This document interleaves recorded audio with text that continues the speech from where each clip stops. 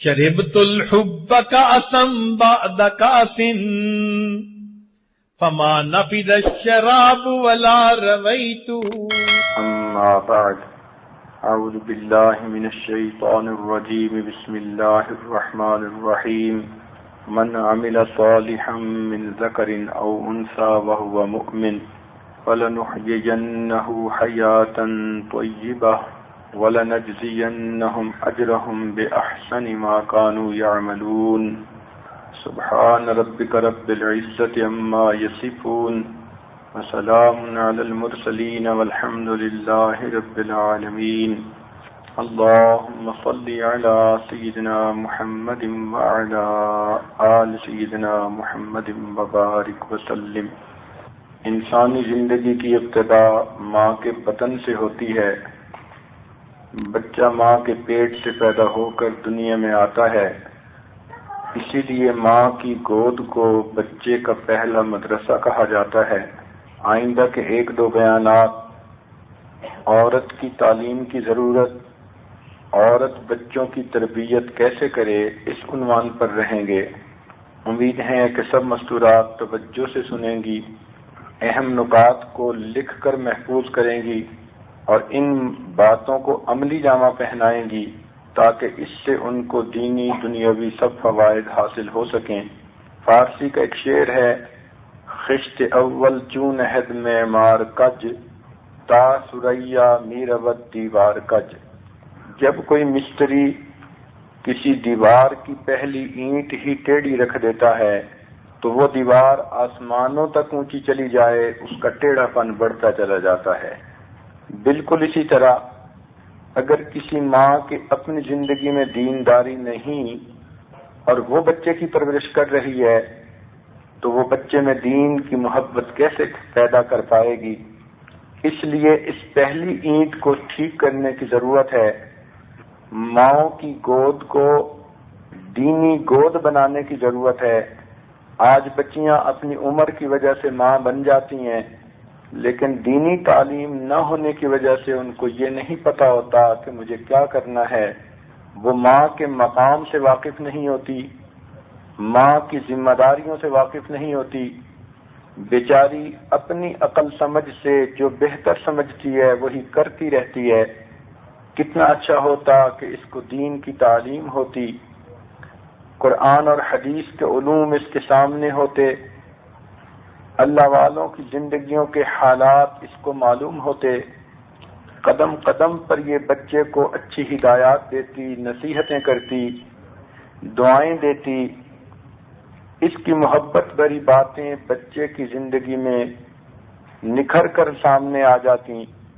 اس لیے عورتوں کو دینی تعلیم دینا انتہائی ضروری ہے. یہ آج اس پہلے بھی کئی مرتبہ کہہ چکا کہ اگر کسی انسان کے دو بچے ہوں، ایک بیٹا اور ایک بیٹی، اور اس کی حیثیت اتنی ہو کہ دو میں سے ایک کو تعلیم دلوا سکے تو اس کو چاہیے کہ بیٹی کو تعلیم پہلے دلوائے. اس لیے کہ مرد پڑھا فرد پڑھا، عورت پڑھی خاندان پڑھا. آج کل کے مردوں میں ایک بات عام مشہور ہے کہ جی حدیث پاک میں آیا ہے عورتیں عقل اور دین میں ناقص ہوتی ہیں. یہ بات 100% ٹھیک ہے. اس کی وجہ یہ کہ ان کی عقل میں جذباتیت زیادہ ہوتی ہے، ذرا سی بات پہ بھڑک اٹھتی ہیں، محسوس جلدی کر لیتی ہیں، نرم بھی جلدی پڑ جاتی ہیں، گرم بھی جلدی ہو جاتی ہیں. تو یہ عقل کی افراط و تفریط، کمی بیشی، یہ عقل کا نقص ہے. دوسرا، اپنے جذبات پہ قابو نہیں رکھ پاتی، جذبات میں آ جائیں تو دین کی باتوں کو بھی ٹھکرا بیٹھتی ہیں. اس لیے فرمایا کہ ان میں عقل اور دین کی کمی ہے. ویسے اگر یہ کسی کام کرنے پہ تل جائیں تو ماشاء اللہ کر کے دکھا دیا کرتی ہیں. حدیث پاک میں ہے: ما رأیت من ناقصات عقل و دین اذهب للب الرجل الحازم من احداکن، کہ عورتوں کو عقل اور دین کے جیسا ناقص نہیں دیکھا، لیکن یہ ایسی ناقصات ہیں کہ بڑے بڑے عقل مند مردوں کے عقل کو اڑا دیتی ہیں. اس لیے یہ بات تجربے میں آئی کہ عورتیں جب کسی چیز کو منوانے پہ تل جائیں، یہ ضد کریں، ہٹ دھرمی کریں، یا خامند کو پیار محبت کی گولی کھلائیں، خامند کو مجبور کر کے اپنی بات منوا لیتی ہیں۔ تو جب دنیا کی باتیں یہ منوا لیتی ہیں تو دین کی تعلیم حاصل کرنے کی بات کیوں نہیں منوا سکتی؟ اس میں غلطی مردوں اور عورتوں دونوں کی طرف سے ہے۔ بعض گھروں کے مرد چاہتے ہیں عورتیں دین میں آگے بڑھیں، مگر عورتوں کے دل میں شیطانیت غالب ہوتی ہے، رسم و رواج کی محبت ہوتی ہے، وہ آگے قدم نہیں بڑھاتی اور دیندارانہ زندگی گزارنے پہ آمادہ نہیں ہوتی۔ اور کئی گھروں میں عورتیں دیندار ہوتی ہیں، وہ چاہتی ہیں کہ ہمارے مرد نیک بن جائیں، مردوں کی عقل پہ پردے پڑ چکے ہوتے ہیں، وہ سنی انسنی کر دیتے ہیں ان کی باتیں، بیچاری رو رو کے ان کو سمجھاتی ہیں کہ یوں نہ کرو، یہ گناہ نہ کرو، یہ گناہ نہ کرو، مگر یہ توجہ بھی نہیں کرتے۔ تو ایسے مردوں کی وجہ سے گھر کی عورتوں کے دین میں بھی رکاوٹیں آ جاتی ہیں۔ تو کسی گھر میں عورت رکاوٹ بنتی ہے، کسی گھر میں مرد رکاوٹ بنتا ہے۔ تاہم ان رکاوٹوں کو دور کرنے کی ضرورت ہے۔ مردوں میں جہاں دینداری کا شوق ہوتا ہے، اسی طرح عورتوں میں بھی دینداری کا شوق ہوتا ہے۔ ان کے اندر روحانی ترقی کرنے کی خاصیت اور صلاحیت موجود ہوتی ہے۔ اگر ان کے دل میں اللہ رب العزت کی معرفت کو حاصل کرنے کا شوق آ جائے تو راتوں کی عبادت ان کے لیے مشکل نہیں، تہجد کی پابندی ان کے لیے مشکل نہیں، 5 وقت کی نماز کا اہتمام ان کے لیے مشکل نہیں۔ اس عاجز کو ایک مرتبہ واشنگٹن اسٹیٹ میں جانا ہوا۔ ایک نئی مسلمان عورت کچھ سوالات پوچھنے کے لیے آئی۔ پردے کے پیچھے بیٹھ کر اس نے پوچھا کہ میں پہلے یہودن تھی، پھر مسلمان بنی، تو چند سوالات اس نے پوچھے جس کے جوابات اس کو دے دیے۔ اس جگہ کی مسلمان عورتیں اس کی بڑی تعریفیں کرتی تھیں۔ تو باتوں کے دوران ایک عورت نے بتایا کہ یہ نماز کا اتنا اہتمام کرتی ہے کہ اس نے نمازوں کے لیے مستقل علیحدہ خوبصورت پوشاکیں سلوائی ہوئی ہیں، ہر نماز کے لیے وضو کرتی ہے، اچھے کپڑے پہنتی ہے، اس پر اپنی عبا پہنتی ہے جو بہت خوبصورت ہوتی ہے جیسے کسی ملک کی ملکہ ہے، اور وہ پہن کر مصلی پر آ کر ایسے جم کے نماز پڑھتی ہے جیسے ڈوب چکی ہو۔ عورتیں کہتی ہیں کہ ہم تو اس کو دیکھ دیکھ کر حیران ہوتی ہیں۔ تو گفتگو کے دوران میں نے اس عورت سے پوچھا کہ آپ نماز کا جو یہ اہتمام کرتی ہیں اس کی کوئی خاص وجہ؟ اس نے کہا میں نے قرآن مجید میں پڑھا اللہ تعالیٰ نے مردوں کے لیے حکم فرمایا خذوا زینتکم عند کل مسجد، تم اگر مسجد میں آؤ تو زینت اختیار کر کے آؤ۔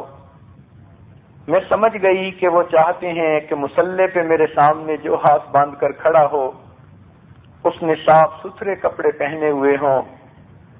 اور دنیا کا بھی دستور ہے کہ جب کسی دفتر میں کسی افسر کے سامنے کوئی پیش ہوتا ہے تو اچھے لباس میں جاتا ہے۔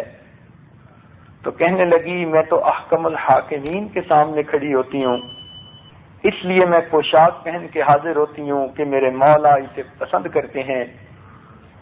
پھر جب میں تکبیر پڑھ دیتی ہوں تو میں دنیا کو بھول جاتی ہوں، سمجھتی ہوں بیت اللہ میرے سامنے ہے، جنت میرے بائیں طرف ہے، جنت میرے دائیں طرف ہے، جہنم بائیں طرف ہے، اور ملک الموت میری روح قبض کرنے کے لیے پیچھے موجود ہے، اور یہ میری زندگی کی آخری نماز ہے جو میں پڑھ رہی ہوں۔ سبحان اللہ، اللہ کی ایسی نیک بندیاں بھی آج دنیا میں موجود ہیں جو اپنی ہر نماز کو زندگی کی آخری نماز سمجھ کر پڑھتی ہیں۔ تو عورت کے دل میں اگر نیکی کا جذبہ آ جائے تو پھر یہ نیکی کے بڑے بڑے بلند مقامات حاصل کر لیتی ہے۔ اللہ تعالیٰ نے گو اس کو نبیہ نہیں بنایا مگر نبیوں کی ماں ضرور بنایا ہے۔ نبی اس لیے نہیں بنایا گیا کہ نبی جو آتے ہیں تو ان کے ذمے انسانوں کی تربیت ہوتی ہے، اب عورت ہو اور غیر مردوں کی تربیت اس کے ذمے ہو تو یہ کتنا مشکل معاملہ ہے۔ اس لیے شریعت نے عورت کو قاضیہ اور چیف جسٹس بنانے کی اجازت نہیں دی کہ دونوں میں مدعی اور مدعا علیہ دونوں کو سامنے دیکھنا پڑتا ہے، ان کے حالات کا جائزہ لینا پڑتا ہے، کھود کرید کرنی پڑتی ہے۔ تو غیر محرم مردوں کے احوال میں عورت اگر دخل اندازی کرتی تو فتنے ہوتے۔ ان فتنوں کے سد باب کے لیے شریعت نے یہ بوجھ عورت کے سر پر نہیں رکھا۔ اس کے سوا ولایت کے جتنے بھی مقامات ہیں وہ عورتیں حاصل کر سکتی ہیں۔ یہ قرآن مجید کی مفسرہ بھی بن سکتی ہیں، نبی علیہ الصلوۃ والسلام کی احادیث کی روایت بھی کر سکتی ہیں، بلکہ ایک کتاب درس نظامی کے اندر موجود ہے، جو بھی عالم بنتا ہے اس کتاب کو ضرور پڑھتا ہے، امام ابو جعفر طحاوی رحمۃ اللہ علیہ کی طحاوی شریف۔ یہ کتاب کیسے لکھی گئی؟ امام صاحب حدیث بیان کرتے تھے اور ان کی بیٹی اس کتاب کی املا کیا کرتی تھی۔ یہ ان کی بیٹی کی املا شدہ کتاب تھی جو آگے چلی اور آج اس سے احادیث پڑھ کر سب لوگ عالم بنتے ہیں۔ یوں سمجھیے جتنے لوگ بھی عالم بن رہے ہیں ان کے علم میں امام ابو جعفر رحمۃ اللہ علیہ کی بیٹی کا حصہ بھی موجود ہے۔ یہ سب کے سب ان کے روحانی شاگرد بن گئے۔ تو عورت ایسے ایسے بھی نیکی کے کام کر سکتی ہے کہ قیامت کے دن کروڑوں انسانوں کو علم پہنچنے کا وہ ذریعہ بن جائے۔ اس عاجز نے ایک چھوٹی سی کتاب ترتیب دی ہے، مسلمان خواتین کے کارنامے۔ اس میں مختلف باب ہیں کہ عورتوں نے علوم قرآن میں کیسے خدمت کی، علوم حدیث میں کیسے خدمت کی، معرفت کے میدان میں عورتوں نے کون کون سے درجات حاصل کیے، جہاد کے میدان میں کیا خدمات دیں، تربیت کے عنوان پر بچوں کی تربیت کیسے شاندار کی۔ یہ سب واقعات اس چھوٹی سی کتاب میں اکٹھے کر دیے تاکہ عورتیں اس کو پڑھیں اور ان کو پتہ چلے کہ عورتیں دنیا میں فقط کچن کے سجانے یعنی کام کرنے کے لیے پیدا نہیں ہوئیں، وہ تو زندگی کی ایک ضرورت ہے، مقصد زندگی کچھ اور ہے اور ہمیں اس مقصد کو ہر وقت سامنے رکھنا ہے۔ تو عورت اگر چاہے تو یہ دین میں بہت زیادہ ترقی حاصل کر سکتی ہے، بلکہ میں تو یہاں تک کہتا ہوں ایک طالب علم ہونے کے ناطے کہ عورت ولایت کے میدان میں اتنا مرتبہ حاصل کر سکتی ہے کہ یہ بڑے بڑے ولیوں کی مربیہ بھی بن جاتی ہے۔ حسن بصری رحمۃ اللہ علیہ اس امت کے بڑے اولیاء میں سے گزرے ہیں۔ ان کے زمانے میں ایک خاتون تھی جس کا نام رابعہ بصریہ ہے۔ کبھی کبھی یہ ان کے پاس جایا کرتی تھیں کچھ مسائل پوچھنے کے لیے، بات پوچھنے کے لیے۔ ایک مرتبہ جو ان کے گھر گئیں، پتہ چلا کہ وہ دریا کی طرف گئے ہیں، گرمی کا موسم تھا، بہت زیادہ شدت کی گرمی تھی۔ اہل خانہ نے بتایا کہ وہ دریا کے کنارے اس لیے گئے کہ وہاں بیٹھ کر میں اللہ اللہ کروں گا۔ انہوں نے بات ضروری پوچھنی تھی، یہ بھی دریا کے کنارے کی طرف چل پڑی، بڑھاپے کی عمر تھی۔ جب دریا کے کنارے پہنچی تو کیا دیکھا کہ حسن بصری رحمت اللہ علیہ نے کنارے کی بجائے دریا کے اوپر مسلح بچھایا ہوا ہے پانی پر، اور اللہ رب العزت کے سامنے ہاتھ باندھ کر کھڑے نماز پڑھ رہے ہیں۔ یہ گویا ان کی ایک کرامت تھی۔ جو اللہ رب العزت نے اس وقت ان پر ظاہر کر دی تھی، یہ ایک طرف بیٹھ کر دیکھتی رہیں۔ جب حسن بصری رحمت اللہ علیہ نماز سے فارغ ہوئے، انہوں نے رابعہ بصریہ کو دیکھا تو سلام کیا۔ رابعہ بصریہ نے انہیں کہا، اگر بہوا روی مگسے باشی، اگر تو ہوا پہ چلتا ہے تو مکھی کی مانند ہے، وبر آب روی خسے باشی، اگر تو پانی پہ تیرتا ہے تو تنکے کی مانند ہے، دل بدستار تا کسے باشی، اپنے دل کو قابو میں کر لے تاکہ تو کچھ تو بن جائے۔ حسن بصری رحمت اللہ علیہ نے اقرار کیا کہ واقعی مجھ سے غلطی ہوئی، مجھے ایسا نہیں کرنا چاہیے تھا۔ تو دیکھیے اتنے بڑے ایک ولی کو اتنا پیارا مشورہ کس نے دیا؟ ایک عورت نے دیا جو خود ولایت کے مقامات کی معرفت حاصل کر چکی تھی۔ اس سے اور بڑی مثال سن لیجئے، سیدہ عائشہ صدیقہ رضی اللہ تعالی عنہ پوری امت کی استاد ہیں، محسنہ ہیں، والدہ ہیں، محبوب خدا ہیں۔ ان کے امت پر اتنے احسانات ہیں کہ ہم حیران ہوتے ہیں۔ چنانچہ ایک حدیث پاک میں آتا ہے، نبی علیہ الصلوۃ والسلام نے ارشاد فرمایا کہ جس کے 3 بچے ہوئے اور وہ فوت ہو گئے، قیامت کے دن یہ 3 بچے اس کی شفاعت کریں گے اور اس بچے کو اور اس اپنے والدین کو اپنے ساتھ لے کر جنت میں جائیں گے۔ سیدہ عائشہ صدیقہ رضی اللہ عنہا نے یہ بات نبی علیہ السلام سے سنی۔ اگر وہ سن کر خاموش رہتی تو 3 بچوں کی شفاعت والی حدیث امت کو پہنچ جاتی، مگر وہ خاموش نہیں رہی۔ انہوں نے آگے سے سوال پوچھا، اتنی خوبصورت بات کہی کہ امت کے لیے انہوں نے آسانیاں کر دیں۔ پوچھنے لگیں، اے اللہ کے محبوب، اگر کسی کے 2 بچے بچپن میں فوت ہوئے اور وہ قبرستان میں پہنچے تو اس کا کیا ہوگا؟ نبی علیہ السلام نے فرمایا، وہ بھی اس کی شفاعت کریں گے اور وہ والدین کو جنت میں لے کر جائیں گے۔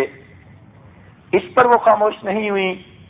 اگلا سوال پوچھا، اے اللہ کے محبوب، اگر کسی کا 1 بچہ ہو، بچہ تو بچہ ہوتا ہے، پیارا ہوتا ہے، اگر وہ بچپن میں جدا ہو کے قبرستان پہنچ گیا تو وہ والدین کی شفاعت نہیں کرے گا؟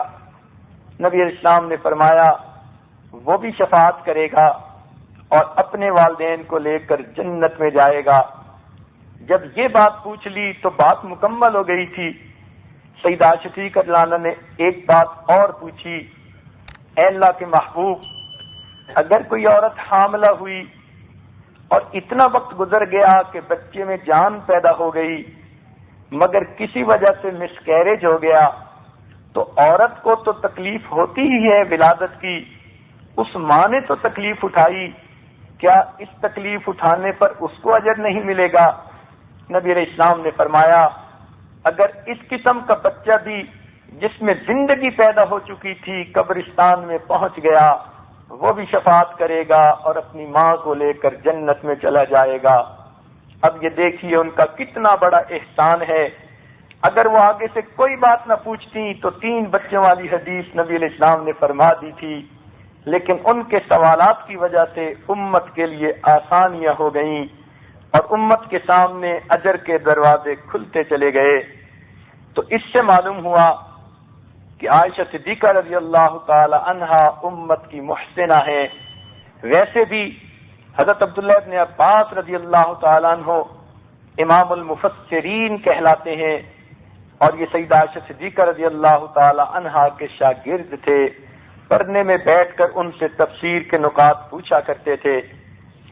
یہی نہیں کہ صحابہ کرام تک یہ سلسلہ رہا، بلکہ بعد کے اولیاء میں بھی ایسی باخدا عورتیں گزریں جنہوں نے اپنے بچوں کی تربیت کی اور ان کو معرفت کی باتیں سکھائیں۔ امام غزالی رحمت اللہ علیہ 2 بھائی تھے، ایک کا نام محمد تھا، ایک کا نام احمد تھا۔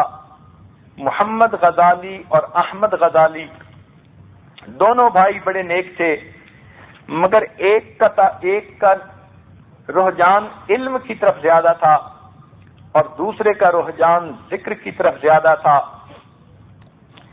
جن کو ہم امام محمد غزالی رحمۃ اللہ علیہ کہتے ہیں، یہ عالم تھے، اپنے وقت کے بہت بڑے واعظ خطیب تھے، اپنے وقت کے قاضی تھے، ایک بڑی مسجد کے امام بھی تھے۔ ان کے چھوٹے بھائی احمد غزالی ذکر و شغل میں لگے رہتے، اور ان کی عادت تھی کہ وہ مسجد میں جا کر نماز پڑھنے کی بجائے اپنی نماز خلوت میں پڑھ لیا کرتے تھے۔ ایک دن امام غزالی رحمۃ اللہ علیہ نے والدہ سے عرض کیا، اماں، لوگ مجھ پر اعتراض کرتے ہیں تیرا سگا بھائی تیرے پیچھے نماز نہیں پڑھتا اور اپنی علیحدہ پڑھ لیتا ہے، آخر کیا بات ہے؟ تو آپ بھائی سے کہیں کہ الگ پڑھنے کی بجائے میرے پیچھے جماعت سے پڑھ لیا کرے۔ ماں نے چھوٹے بیٹے کو بلایا، بیٹے تم اب بڑے بھائی کے پیچھے نماز پڑھ لیا کرو۔ کہنے لگے امی میں پڑھوں گا۔ چنانچہ اگلی نماز میں امام غزالی رحمۃ اللہ علیہ نے امامت کروائی، اور احمد غزالی رحمۃ اللہ علیہ نے ان کے پیچھے نیت باندھ لی، ایک رکعت نماز پڑھ لی۔ جب دوسری رکعت میں کھڑے ہوئے تو احمد غزالی رحمۃ اللہ علیہ نے نماز کی نیت توڑ دی اور جماعت میں سے نکل کر علیحدہ آ کر نماز پڑھی، گھر آ گئے۔ اب نماز کے بعد لوگوں نے امام غزالی پر اور اعتراضات کیے کہ تیرے بھائی نے تو ایک رکعت پڑھی اور دوسری رکعت نماز توڑ کر چلے گئے۔ امام غزالی بڑے مغموم ہوئے، پریشان ہوئے، پھر آ کر والدہ کی خدمت میں عرض کیا، اماں اس بھائی نے تو ایک رکعت پڑھی پھر نماز توڑ کے آ گیا اور زیادہ میری بے عزتی کروا دی۔ ماں نے بلا کر پوچھا، بیٹے تو نے یہ کیا کام کر دکھایا؟ بیٹے نے کہا، امی جب تک یہ اللہ کی نماز پڑھ رہے تھے میں ان کے پیچھے کھڑا تھا، جب یہ اللہ کی نماز پڑھنے کی بجائے اور چیزوں میں مشغول ہو گئے تو میں نے نماز توڑ دی۔ اور کس چیز میں مشغول ہو گئے؟ امی انہی سے پوچھو۔ ماں نے پوچھا، محمد غزالی معاملہ کیا ہے؟ امام غزالی رحمۃ اللہ علیہ کی آنکھوں میں سے آنسو آ گئے۔ امی بھائی کہتا تو ٹھیک ہے، میں نے جب نماز کی نیت باندھی میری توجہ اللہ رب العزت کی طرف تھی، میں نماز پہلی رکعت توجہ کے ساتھ پڑھتا رہا، لیکن جب دوسری رکعت میں کھڑا ہوا تو نماز سے پہلے میں عورتوں کے حیض و نفاس کے مسائل کا مطالعہ کر رہا تھا، انہی مسائل کی طرف میرا دھیان چلا گیا۔ تھوڑی دیر کے لیے پھر میں نے توجہ ٹھیک کر لی، تو جب یہ بات انہوں نے کی تو ماں نے ٹھنڈی سانس لی۔ دونوں بیٹے حیران ہوئے، اماں آپ ٹھنڈی سانس کیوں لے رہی ہیں؟ فرمانے لگی، میرے دو بیٹے اور دونوں میرے کسی کام کے نہ ہوئے۔ بڑی حیرانی ہوئی ان کو سن کر۔ امام غزالی رحمۃ اللہ علیہ نے کہا، امی میں بھی کسی کام کا نہیں۔ احمد غزالی نے پوچھا، امی میں بھی کسی کام کا نہیں؟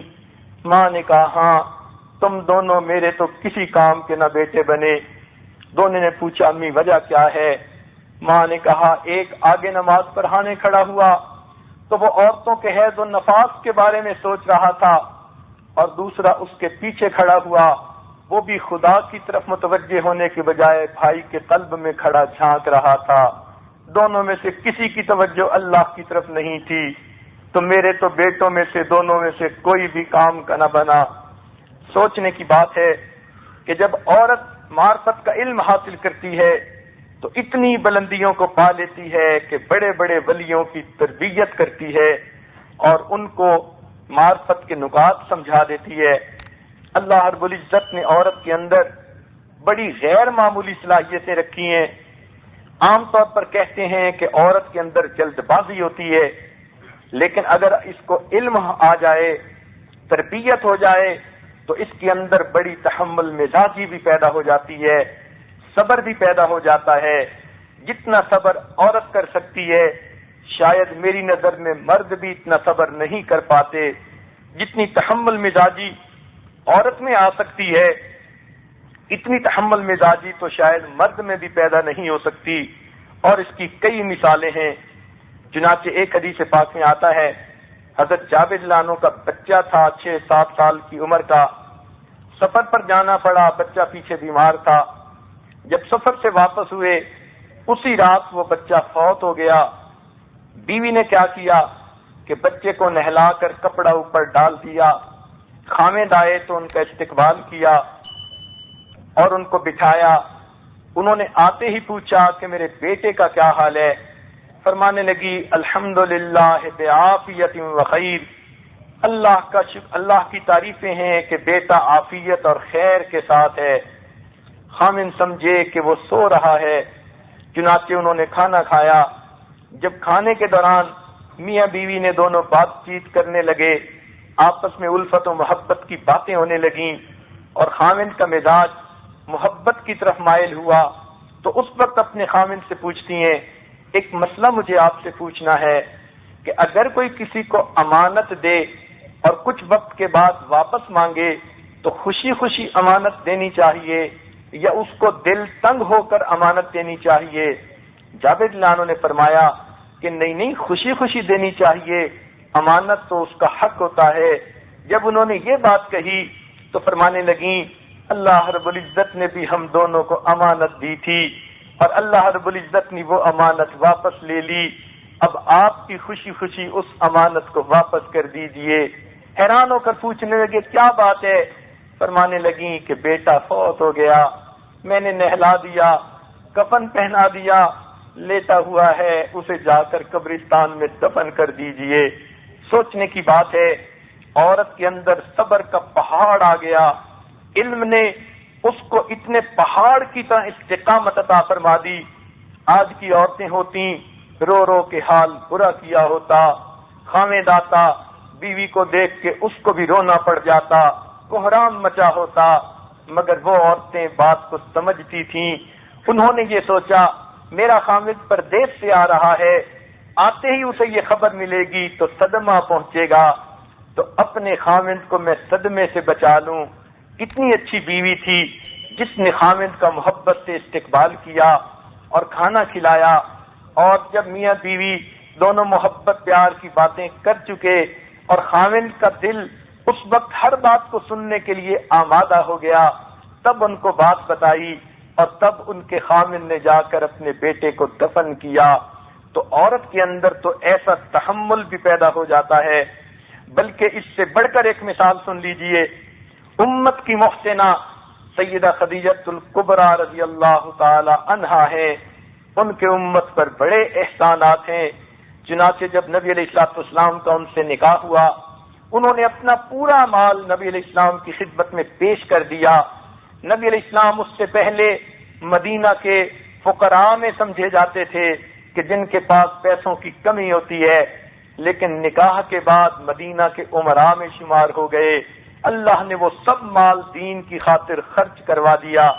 چنانچہ جب نبی علیہ الصلوۃ والسلام غار حرا میں تشریف لے جاتے تھے، ایک دن آپ پر وحی اتری، آپ نے جبرائیل علیہ الصلوۃ والسلام کو اصلی شکل میں دیکھا، ان کے 600 پر تھے۔ حدیث پاک کا مفہوم ہے ایک پر کو بچھائیں تو وہ پھیلائیں تو وہ مشرق کو ڈھانپ لیتے ہیں، دوسرے کو پھیلائیں تو مغرب کو ڈھانپ لیتے ہیں۔ اتنا بڑا ان کا قد ہے کہ وہ پورے آسمان کو ڈھانپ لیتے ہیں، چہرہ ان کا سورج سے زیادہ روشن ہے، اور اتنی برق رفتاری ہے کہ اگر بارش کا قطرہ زمین سے ایک بالشت اونچا ہو، اس سے پہلے کہ وہ قطرہ زمین پر گرے، جبرائیل علیہ السلام سدرۃ المنتہا سے زمین پر آ کر پھر واپس جا سکتے ہیں۔ اللہ نے اتنی تیز رفتاری عطا فرمائی۔ اب اتنے بڑے فرشتے کو آپ نے پہلی مرتبہ اصلی حالت میں جب دیکھا تو نبی علیہ الصلوۃ والسلام کے اوپر ایک خوف کی سی کیفیت طاری ہو گئی۔ چنانچہ آپ گھر آئے، بخاری شریف کی روایت ہے، آپ نے فرمایا زملونی زملونی زملونی، مجھے کمبل اڑا دو، کمبل اڑا دو۔ چنانچہ بی بی خدیجہ الکبریٰ نے فوراً کمبل لپیٹ دیا، آپ لیٹ گئے۔ نبی علیہ السلام نے فرمایا لقد خشیت علی نفسی، مجھے ڈر ہے کہ کہیں میری جان نہ نکل جائے۔ پوچھا اے میرے آقا کیا ہوا؟ نبی علیہ السلام نے پورا واقعہ سنایا۔ اب کوئی آج کی عورت ہوتی رونے پیٹنے بیٹھ جاتی، میرے خامد پہ اثر ہو گیا، میرے خامد نے جن دیکھ لیا، میرے خامد پہ کسی نے کچھ کر ڈالا، میری زندگی کا کیا بنے گا؟ مگر وہ ایسی عورت نہیں تھی، انہوں نے اتنی بڑی بات سن لی مگر پھر کہنے لگی کہ اے اللہ کے نبی آپ اطمینان رکھیے، انک لتصل الرحم، کلا ہرگز نہیں، واللہ اللہ کی قسم، لا یخزیک اللہ ابدا، اللہ رب العزت آپ کو کبھی ضائع نہیں کرے گا، رسوا نہیں کرے گا، انک لتصل الرحم، آپ تو صلہ رحمی کرنے والے ہیں، وتکسب المعدوم، جس کے پاس کچھ نہیں ہوتا اس کو کما کر دینے والے ہیں، وتقرئ الضیف، آپ مہمان نوازی کرنے والے ہیں، وتحمل الکل، اور آپ تو دوسروں کا بوجھ اٹھانے والے ہیں، وتعین علی نوائب الحق، اور آپ تو نیک باتوں میں مدد اور تعاون کرنے والے ہیں۔ چنانچہ ان الفاظ سے نبی علیہ السلام کو تسلی دی۔ آج کون بیوی ہے جس کا خاوند پریشان ہو اور وہ خاوند کی اچھی صفات گنوا کر کہیں کہ آپ کے اندر یہ اچھی باتیں ہیں، اللہ آپ کی مدد کریں گے۔ عورتیں تو ایسے موقعوں پر اور زیادہ دوسرے کا دل چھوڑا کر بیٹھتی ہیں، مگر خدیجہ الکبریٰ رضی اللہ تعالی عنہا کا احسان ہے، انہوں نے تسلی کے الفاظ بھی کہے اور پھر ان کا جگرا دیکھیے، ان کا دل دیکھیے، یہی نہیں کہ زبانی تسلی دی بلکہ نبی علیہ السلام کی تھوڑی حالت بہتر ہوئی تو آپ کا ہاتھ پکڑ کر وہ آپ کو اپنے ایک رشتہ دار کے پاس لے گئیں جن کا نام ورقہ بن نوفل تھا۔ یہ پہلے تو مشرکین میں سے تھے لیکن انہوں نے کتاب کا علم حاصل کیا اور یہ کتاب کی کتابت کیا کرتے تھے اور یہ اہل کتاب میں شامل ہو گئے۔ مشرکین میں سے یہی ہیں جن کا شمار اہل کتاب میں سے ہوا۔ انہوں نے ان کو جا کر کہا کہ یہ آپ کے بھتیجے کیا کہتے ہیں، اسمع لابن اخیک، کہ اپنے بھائی کے بیٹے کی بات تو سنیں، یعنی سنیں نبی علیہ السلام کیا کہتے ہیں۔ ورقہ بن نوفل نے کہا یا ابن اخی ماذا ترى، اے میرے بھائی کے بیٹے تو نے کیا دیکھا۔ نبی علیہ السلام نے پورا واقعہ سنایا۔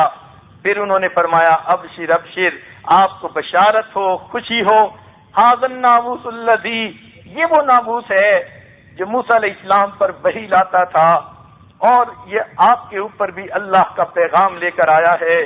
پھر فرمایا کہ میں بوڑھا ہوں، اگر میں زندہ ہوتا تو تمہاری مدد کرتا۔ سبحان اللہ، سیدہ خدیجہ الکبریٰ کا پوری امت پر احسان دیکھیے، انہوں نے زبان سے بھی تسلی دی اور اپنے عمل سے بھی انہوں نے ایسے شخص کے پاس آپ کو پہنچایا جنہوں نے پورے معاملے کو کھول کر رکھ دیا۔ تو یہ جب عورتیں دین کو سمجھ لیتی ہیں تو پھر ان کے دلوں میں پہاڑوں جیسی استقامت آ جاتی ہے، غیر معمولی تحمل مزاجی آ جاتی ہے، بڑے بڑے صدمے بڑے آرام سے برداشت کر جاتی ہیں، حتیٰ کہ مرد بھی حیران ہو جاتے ہیں۔ یہ سب برکتیں دین داری کی ہیں، علم دین کی ہیں، اور اگر علم اور دین سے یہ بیچاری محروم ہوں تو ان کا کیا قصور، پھر تو یہ تھوڑ دلی ہوتی ہیں، بیچاری چھوٹی چھوٹی مکڑیوں سے ڈرتی ہیں اور کبھی کبھی تو صرف دروازہ کھٹک جائے آندھی سے تب بھی ڈر پڑتی ہیں، ان کا دل اتنا چھوٹا ہوتا ہے۔ اس لیے ان کو دین کا علم سکھانا اور دیندار بنانا انتہائی ضروری ہے۔ نبی علیہ السلام نے جنگ احد میں جب اپنے چچا امیر حمزہ رضی اللہ عنہ کو دیکھا، ان کی لاش کا مسلح بنا پڑا تھا، جگر ان کا دل نکال لیا گیا تھا اور ان کی آنکھیں نکال لی گئی تھیں، کان کاٹ دیے گئے تھے، ہندا نے ان کا ہار بنا کر اپنے گلے میں پہنا تھا۔ اب سوچئے پیچھے لاش کا کیا حال ہوتا ہے۔ نبی علیہ السلام نے دیکھا تو آپ بہت آزردہ ہوئے، آنکھوں میں سے آنسو نکل آئے اور آپ نے اس وقت پابندی لگا دی کہ میری پھوپھی حمزہ رضی اللہ عنہ کی بہن وہ ان کو دیکھنے کے لیے آئے گی دوسری عورتوں کی طرح، تو ایسا نہ ہو کہ وہ دیکھے اسے صدمہ پہنچے، اس لیے ان کو روک دینا۔ چنانچہ جب ہر گھر کی عورتیں اپنے اپنے مردوں کو دیکھنے کے لیے کہ ان کو نہلائیں دفنائیں آ گئیں تو اس وقت آپ کی پھوپھی جو تھیں وہ بھی آ گئیں، مگر صحابہ نے روک دیا کہ نبی علیہ السلام نے منع فرما دیا ہے، آپ اپنے بھائی کی لاش کو نہیں دیکھ سکتی۔ انہوں نے پوچھا کہ نبی علیہ السلام آپ نے کیوں منع فرما دیا؟ آپ نے فرمایا کہ تم اس کی لاش کو دیکھنے کا حوصلہ نہ رکھو گی۔ پوچھنے لگیں اے اللہ کے نبی میں اپنے بھائی کی لاش پہ رونے کے لیے نہیں آئی، میں تو اپنے بھائی کو مبارکباد دینے کے لیے آئی ہوں۔ جب نبی علیہ السلام نے یہ الفاظ سنے، فرمایا اچھا پھر تمہیں دیکھنے کی اجازت ہے۔ سوچئے کتنا بڑا دل کر لیا کہ میں تو اپنے بھائی کو مبارک دینے کے لیے آئی ہوں۔ تو یہ صبر تحمل ان عورتوں میں آ جاتا ہے۔ یہی نہیں کہ پہلے زمانے کی عورتوں میں تھا، آج بھی جو دیندار عورتیں ہیں ان کے دل میں ایسی استقامت ہوتی ہے۔ ہمارے قریبی لوگوں میں سے ایک آدمی میں واقعہ پیش آیا، وہ 71 سے پہلے مشرقی پاکستان کے اندر کام کرتا تھا، اس کے بڑے بڑے گیس اسٹیشن تھے، کروڑوں روپے کا مالک تھا، بلکہ اربوں کا مالک تھا، سینکڑوں کی تعداد میں اس کے گیس اسٹیشن تھے۔ اللہ کی شان دیکھیے، اتنا مال پیس والا تھا کہ اس کا ایک کام کرنے والا اس کے 2 لاکھ روپے چوری کر کے بھاگ گیا۔ اس نے اس کے خلاف کوئی ایکشن نہ لیا۔ کچھ عرصے کے بعد وہ پھر واپس آ گیا، رونے دھونے لگا، مجھ سے غلطی ہو گئی۔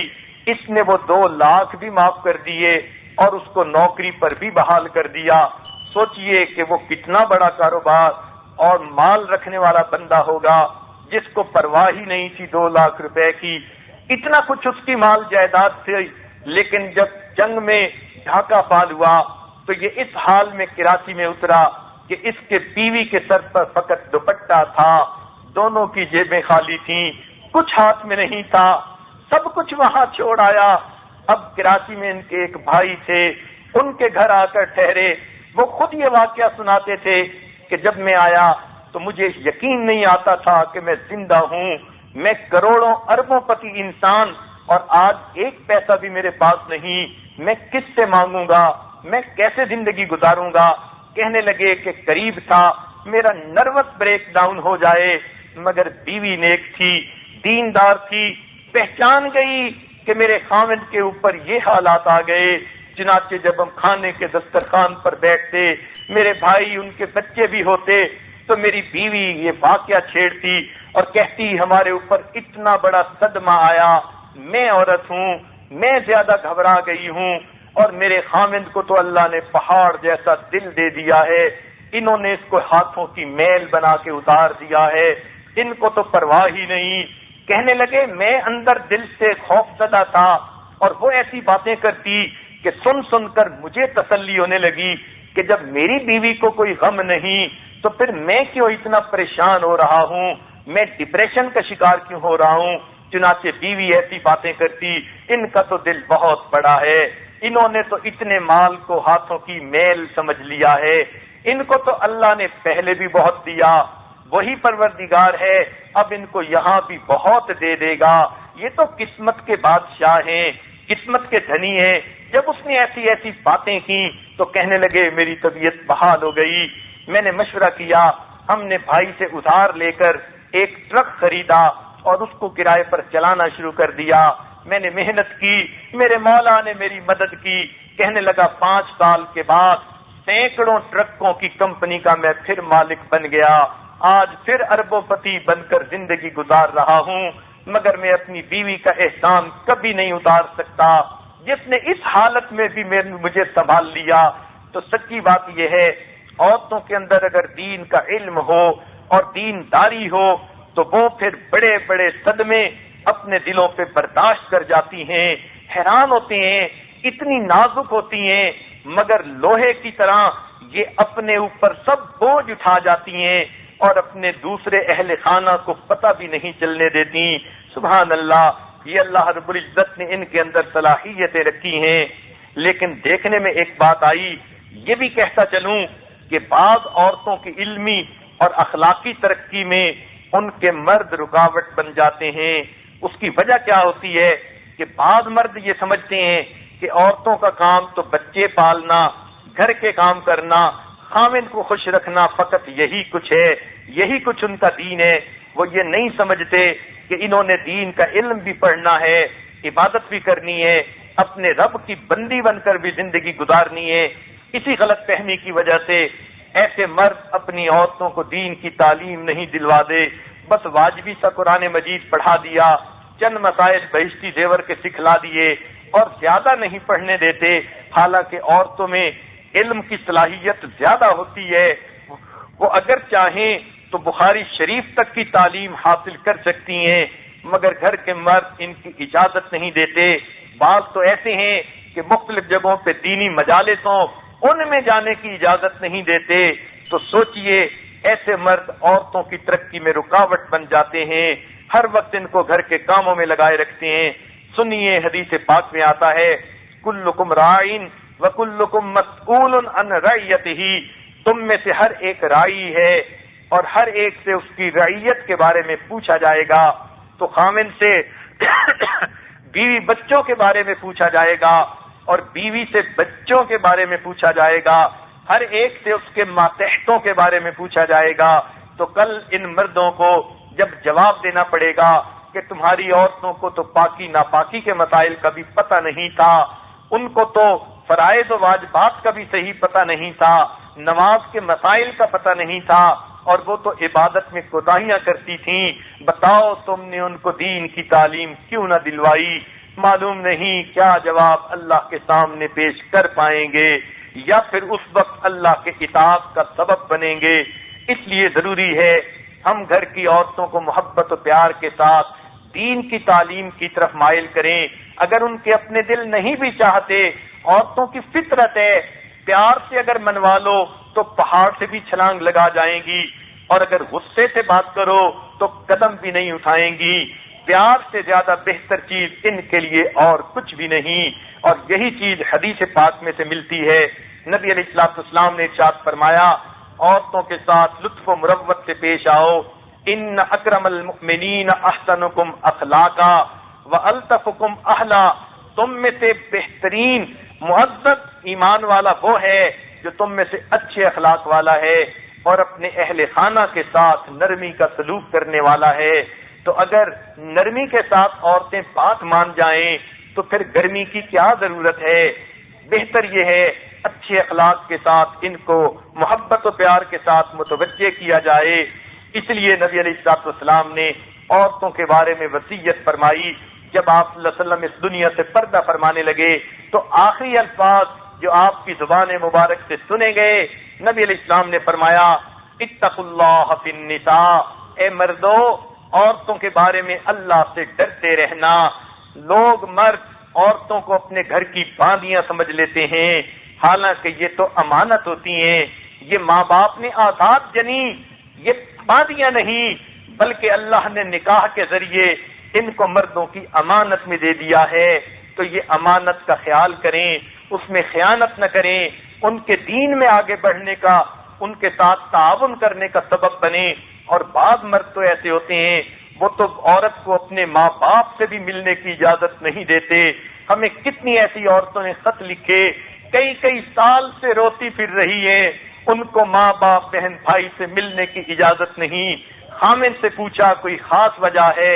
خاص وجہ بھی کوئی نہیں، بس میں چاہتا ہوں کہ یہ نہ جائے۔ سوچنے کی بات ہے، اس بیچاری کا بھی دل ہے، یہ اس گھر میں پیدا ہوئی، ماں باپ نے جنم دیا، بہن بھائیوں میں پلی بڑی، کئی سال کے بعد اگر اس کا جی چاہا کہ میں ان سے مل لوں تو خامد اس کو منع کر دیتا ہے۔ تو اس لیے کہ نہ خامد کے پاس دین کا علم ہوتا ہے، نہ اس کو حقوق کا پتہ ہوتا ہے، اس لیے ایسی تربیتی مجالس میں میاں بیوی سب کا آنا اور اپنے اپنے عنوانات کے تحت مضامین کا سننا انتہائی ضروری ہے تاکہ گھروں کی زندگی بہتر ہو جائے۔ لہذا جن گھروں میں مردوں کی بے توجہی کی وجہ سے عورتیں بے دین اور بے عمل بن رہی ہیں تو یہ مرد قیامت کے دن جواب دہ ہوں گے۔ بعض گھروں میں تو ہم نے دیکھا کہتے ہیں کہ یہ میری بیٹی کی ویڈیو کیسٹ لائبریری ہے۔ حیرت ہوتی ہے، کیا پتا ان کو کہ ان کی بیٹی ان ویڈیو کیسٹوں کو دیکھ کر دل میں گناہ کے کیا کیا منصوبے بناتی ہوگی، کیسے اس کی عزت محفوظ رہتی ہوگی، مگر ان کو دین کا کوئی دھیان نہیں۔ اللہ نے مال پیسہ خوب دے دیا، ریل پیل ہے، اب اس نشے کے اندر اب عیش و آرام کی زندگی گزارتے ہیں۔ اور بعض تو ایسے کم بخت ہوتے ہیں اپنے پاس جوان بیٹیوں کو بٹھا کر ڈرامے دیکھتے ہیں، فلمیں دیکھتے ہیں، یورپ کی گندی فلمیں جن میں گندے فحش حرکات ہو رہے ہوتے ہیں، اپنے جوان بیٹے بیٹیوں کے ساتھ بیٹھ کر دیکھ رہے ہوتے ہیں، ایسے مردوں کو قیامت کے دن زنجیروں میں باندھ کر پیش کیا جائے گا، اور جب تک یہ جواب دہ نہیں ہوں گے ان کی زنجیروں کو نہیں کھولا جائے گا۔ اس لیے چاہیے کہ گھر کے بچوں اور گھر کی عورتوں کی دینی تعلیم کے لیے یہ مرد ہر وقت فکر مند رہیں، ان سے ان کے بارے میں بھی پوچھا جائے گا اور ان کے بیوی بچوں کے بارے میں بھی پوچھا جائے گا۔ ایک اور بنیادی غلطی جو ہمارے معاشرے میں اس وقت آئی ہوئی ہے، جس کو میں نے بہت دیر غور و خوض کے بعد، سوچ و بچار کے بعد، توجہ اللہ کے بعد پایا، وہ یہ غلطی ہے کہ آج کل کے نوجوانوں کی نظر میں عورت کا حسن و جمال ہی معیار ہے، عورت کی اچھائی کا۔ اس لیے اگر نوجوان اپنی بیوی کا رشتہ ڈھونڈتا ہے تو پہلی بات یہی ہوتی ہے خوبصورت ہو، خوبصورت ہو، خوبصورت ہو۔ معلوم نہیں یہ ایسا ایک شوق دلوں میں بیٹھ گیا کہ جس نے پورے معاشرے کے جو ہے حالت کو بدل کے رکھ دیا ہے، معیار کو بدل کے رکھ دیا ہے۔ یاد رکھنا، عورتوں میں صورت کے حسن و جمال کی بجائے سیرت کا حسن و جمال دیکھیں تو یہ زیادہ بہتر ہے۔ اس لیے عام طور پر دیکھا جو نوجوان فقط شکل و صورت کو دیکھ کر شادیاں کرتے ہیں، تھوڑے دنوں کے بعد انہی کے گھروں میں پھڈے ہوتے ہیں، لڑائیاں جھگڑے ہوتے ہیں، اس لیے کہ گھر کی زندگی تو اچھے اخلاق سے گزرتی ہے۔ وہ جس کو حور پری سمجھ کر لائے تھے وہ ہٹ دھرمی کرتی ہے، ضد کرتی ہے، بات نہیں مانتی، کوآپریٹ نہیں کرتی، تو پھر ان کو پریشانی ہوتی ہے۔ پھر آ کر پوچھتے ہیں حضرت بیوی بات نہیں مانتی، بڑا پریشان رہتا ہوں، طلاق دینے کو دل کرتا ہے، اب میں کیا کروں؟ اب بھائی تم کیا کرو، تمہیں پہلے سوچنا چاہیے تھا۔ نبی علیہ السلام نے ارشاد فرمایا لوگ عورت سے 4 وجہ سے شادی کرتے ہیں، بعض اس کے بڑے خاندان کی وجہ سے، بعض اس کے مال دولت کی وجہ سے، بعض اس کے حسن و جمال کی وجہ سے، اور بعض اس کی دینداری کی وجہ سے۔ نبی علیہ السلام نے محسن انسانیت نے فرما دیا تم عورتوں کے ساتھ ان کے اچھے حسن، اپنے اچھے جو ہے اخلاق اور دینداری کی وجہ سے نکاح کیا کرو۔ تو نوجوانوں کو چاہیے کہ یہ سب سے پہلی چیز تو اچھے اخلاق دیکھیں، خوبصورتی نمبر 2 پر رکھیں۔ ایسا نہ ہو کہ فقط ظاہر کی خوبصورتی کو مقدم کر لیں اور سیرت کو مقدم نہ کریں۔ ایک بات ذہن میں رکھنا، خوبصورت عورت جتنی مرضی ہو، اگر وہ کردار کی بری ہے اس کی خوبصورتی کس کام کی؟ اور عورت اگر سے شکل کی اچھی نہیں مگر وفا ہے، خادمہ ہے، جان نثار کرنے والی بیوی ہے، ہر وقت خامن کی خدمت میں لگی رہتی ہے، اس سے بہتر زندگی کا ساتھی کوئی نہیں ہو سکتا۔ اس لیے عورت کو جو زندگی کی شریک حیات ہے حسن کی کسوٹی پہ تولنے کی بجائے نوجوانوں کو چاہیے وہ سیرت کی کسوٹی پہ تولیں، اچھے اخلاق کی کسوٹی پہ تولیں، ان کی دینداری کی کسوٹی پہ تولیں۔ دنیا میں جتنے بھی فتنے عورت کے اوپر آتے ہیں وہ اس کے ظاہری حسن کی وجہ سے آتے ہیں۔ یہ ظاہری حسن انسان کے لیے امتحانوں کا سبب بن جاتا ہے۔ اس لیے جو حسن و جمال کو زیادہ دیکھتے ہیں انہی کے گھروں میں پریشانیاں بھی زیادہ ہوتی ہیں۔ قرآن مجید میں آپ نے پڑھا ہوگا حضرت یوسف علیہ السلام کو اللہ رب العزت نے حسن و جمال ایسا دیا تھا جس کی کوئی مثال ہی نہیں، بلکہ حدیث پاک میں فرمایا فَإِذَنْ قَدْ أُعْطِيَ شَطْرُ الْحُسْنِ کہ ان کو اللہ رب العزت نے آتی دنیا کا حسن دیا تھا، یعنی یوں سمجھیے ساری دنیا کے انسانوں کو ملا کر جو حسن دیا گیا، ساری دنیا کے حسینوں کا حسن جمع کر دیا جائے تو وہ ایک حصہ ہے، اور اتنا ہی حصہ حضرت یوسف علیہ السلام کو دے دیا گیا تھا، تو کیسا حسن و جمال ہوگا۔ لیکن حضرت یوسف علیہ السلام کو ان کے بھائیوں نے بالآخر کنویں کے اندر ڈال دیا، پھر جب کنویں سے نکالے ان کو بیچا گیا۔ قرآن مجید کی آیت ہے وَشَرَوْهُ بِثَمَنٍ بَخْسٍ دَرَاهِمَ مَعْدُودَةٍ ان کو بیچا گیا چند کھوٹے سکوں کے بدلے میں۔ عجیب بات ہے، نقطے کی بات ہے، ذرا دل کے کانوں سے سنیے گا۔ یوسف علیہ السلام کا حسن تو مادری تھا، مادر ذات تھا، ماں کے پیٹ سے حسین پیدا ہوئے تھے، لیکن نمٹ حسن تھا، اس وقت تک ان کو علم نہیں ملا تھا، حکمت نہیں ملی تھی، علم اور حکمت تو جوان ہو کر ملی. فلما بلغ اشدہ آتیناہ حکما وعلما، وہ تو بھرپور جوانی کی عمر میں ملی. بچپن میں ان کے پاس فقط حسن تھا، تو حسن ظاہری کی قیمت اللہ کی نظر میں دیکھیے. اللہ فرماتے ہیں وَشَرَوْهُ بِثَمَنٍ بَخْسٍ دَرَاهِمَ مَعْدُودًا، ان کو چند کھوٹے سکوں کے بدلے بیچ دیا. اے حسن کے پیچھے بھاگنے والوں، عبرت کی بات ہے اللہ رب العزت کی نظر میں حسن ظاہری کی قیمت چند کھوٹے سکوں کے سوا کچھ نہیں. تم کس متاع کے پیچھے بھاگتے پھرتے ہو؟ تم نے کس کی پوجا شروع کر دی؟ تم کس کے دیوانے بن گئے؟ ارے چند کھوٹے سکوں کی قیمت ہے جس کی. اللہ نے فرما دیا وَشَرَوْهُ بِثَمَنٍ بَخْسٍ دَرَاهِمَ مَعْدُودًا، چند سکے اور وہ بھی کھوٹے. اس لیے ظاہری حسن اللہ رب العزت کی نظر میں کوئی حیثیت نہیں رکھتا. اس لیے مسلمان مردوں کو چاہیے فقط حسن و جمال کی کسوٹی میں تولنے کی بجائے نقش نین ایسے ہوں، ہاتھ پاؤں ایسے ہوں، چہرہ ایسا ہو، ان چیزوں کو صرف کسوٹی بنانے کی بجائے پہلے تو یہ دیکھو انسانیت بھی اس میں ہے یا نہیں. ہونی تو وہ انسان چاہیے تاکہ اس کے اندر اچھے اخلاق ہوں، عقل کی اچھی ہو، اخلاق کی اچھی ہو، پھر شکل کی بھی اچھی ہو تو نور و نلا نور ہے. مگر فقط حسن ظاہری کو کسوٹی بنا لینا یہ مردوں کی بہت بڑی خامی ہے.